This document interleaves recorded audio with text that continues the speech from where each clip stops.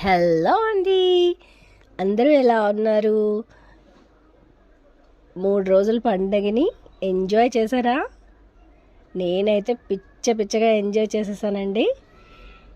ఇంకా పిల్లలు అల్లరి సందడి ఇంకా ఉందండి. పిల్లలైతే సరదాగా అయితే స్ట్రాబెర్రీ జ్యూస్ చేయమంటే స్ట్రాబెర్రీ జ్యూస్ని అయితే తయారు చేసేసాను. మరి దానికి గార్నిష్ ఖచ్చితంగా ఉండాలి కదా, అందుకే ఈ గార్నిష్ని కూడా రెడీ చేసేసాను. నచ్చితే లైక్ చేయండి, షేర్ చేయండి, సబ్స్క్రైబ్ చేయండి, కామెంట్ చేయండి.